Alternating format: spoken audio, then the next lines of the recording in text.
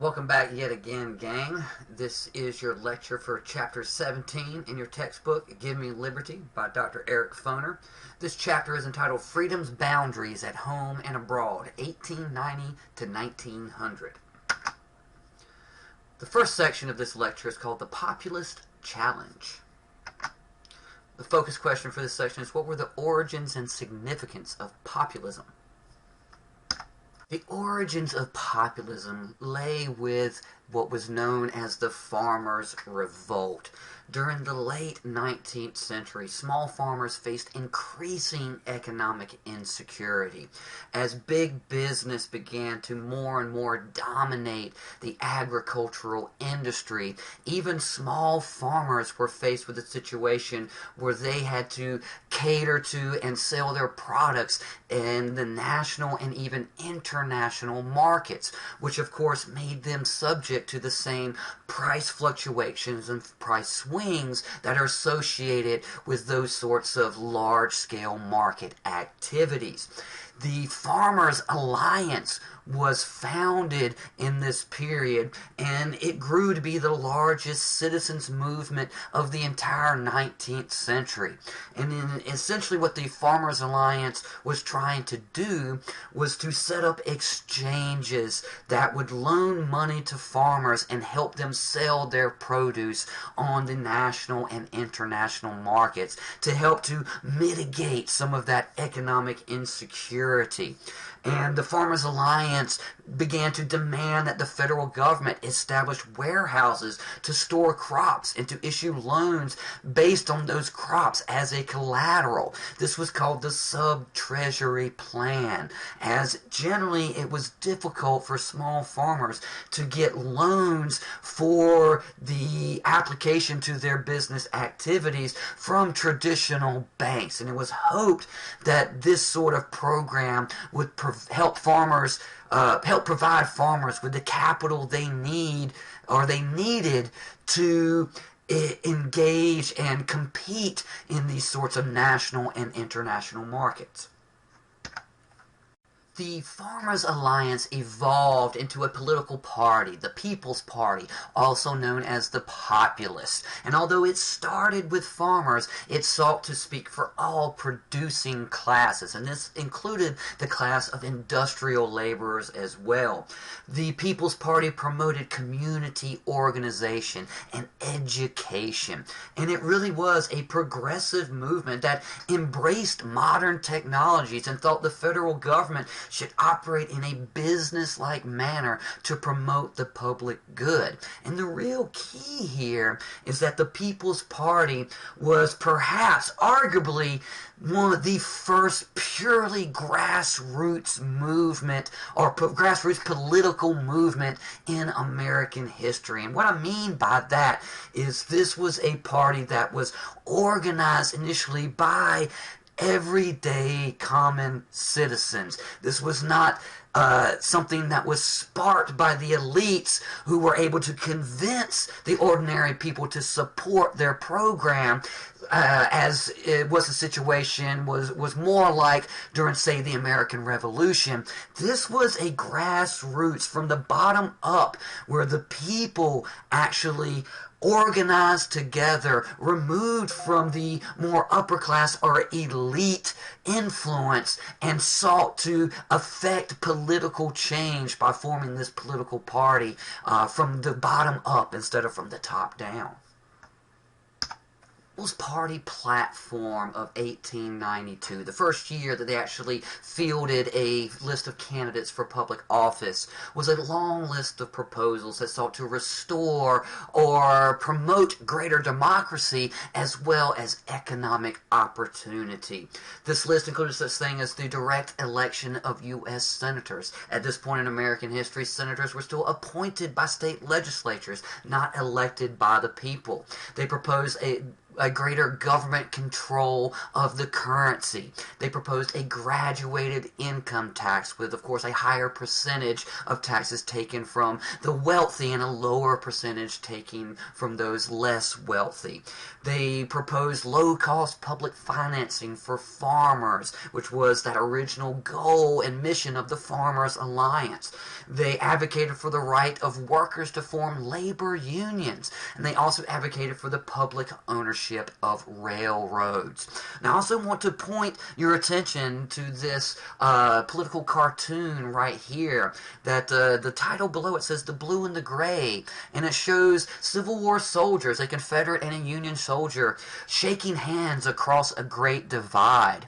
And that was another one of the goals of the People's Party and this populist movement, was to unite the concerns of the laboring classes, both agricultural and industrial, across the political and cultural divides between North and South, and kind of heal those old wounds of the Civil War and help re-knit the country back together into more of a unified country instead of this still somewhat separate northern and southern kind of cultural and political milieu. Populists did attempt to be as inclusive as possible, and there were some efforts to unite the interests of both white and black small farmers within this populist coalition. There was also efforts to engage reform-minded women, and populists generally supported women's suffrage. And in general, in 1892, the populists did fairly well in national elections and were able to elect some of its candidates, particularly to Congress at this time.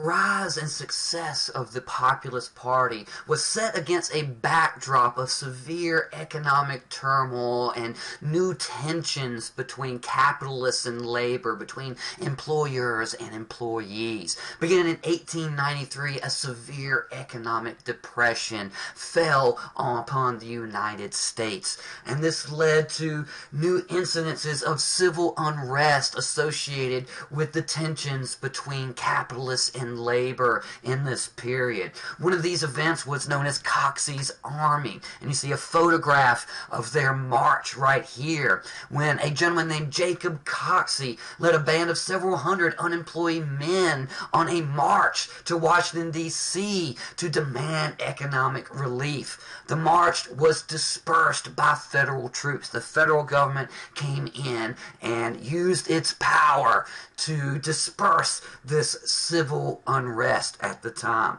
The Pullman Railroad Strike of 1894 was an effort by railroad workers to strike for better wages and better working conditions. Once again, the unrest around this strike led to federal intervention, and federal troops were sent in to break up this strike. And as a result, many of the leaders of the unions who were behind the Pullman strike were ultimately jailed for their activities. Time and again, employers used state and federal military force against labor action and civil unrest caused by such labor actions. Although populists made determined efforts to appeal to industrial workers, they really wanted to bridge that divide between agricultural and industrial labor and bring them together into a united organization. But this was complicated because the two sides generally wanted different things out of the movement. The core of that populist movement was still focused on agricultural interest. It was born out of that farmers' revolt, that farmers' alliance. And one of the things they advocated for very strongly was higher prices in the market for farmers' goods. But that would translate to increased prices on foodstuffs, which of course directly affected the wallets of the very industrial workers the populist movement was trying to encourage to join. Instead, urban, working, industrial class voters shifted en masse to the Republican Party in 1894, which did cater more specifically to industrial workers' interests. In the election of 1896, populists were able to fuse their platform with that of the Democrats, and both parties supported the nomination and the candidacy of William Jennings Bryan in the 1896 election. Bryan was known for his advocacy of free silver, which was the replacement of the gold standard underpinning U.S. currency with a new silver standard.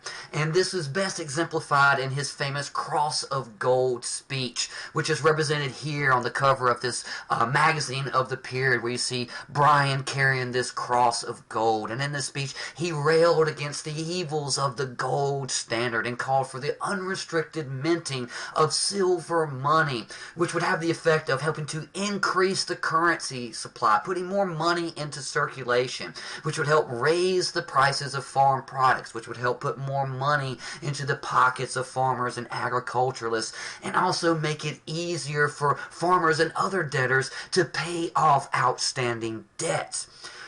Bryan was also a deeply religious man who was informed by the social gospel, which we covered in the last chapter's lecture series. And he advocated for a new government based on Christian principles, and for a government that was informed by those Christian principles and utilized those sorts of Christian principles in its public policies. In the campaign of 1896, Republicans, for their part, insisted gold was the only honest currency. The general position was that free silver and a silver standard would lead to runaway rampant inflation in the economy. And the Republicans nominated William McKinley as their candidate. Some historians consider the campaign of 1896 as the first modern presidential campaign, just for the sheer amount of money spent and the amount of campaigning done, and the sheer complexity of the organizing of both parties' campaign efforts at the national level. McKinley won the election of 1896, and his victory shattered the political stalemate that had persisted since 1876 and launched a period of Republican dominance of the federal government that would last for the next 3 decades until the 1930s and the election of Franklin Delano Roosevelt. And this was mostly due to the social power and the voting bloc of industrial workers who greatly supported the Republican Party at this time. This, however, was the last presidential election with extremely high voter turnout at the rate of 80 to 90% of the electorate. Since then, it has been rare when more than 50% of the electorate actually engages and votes in the presidential elections. That concludes part 1 of our Chapter 17 lecture series. As always, study hard, and I'll see you soon.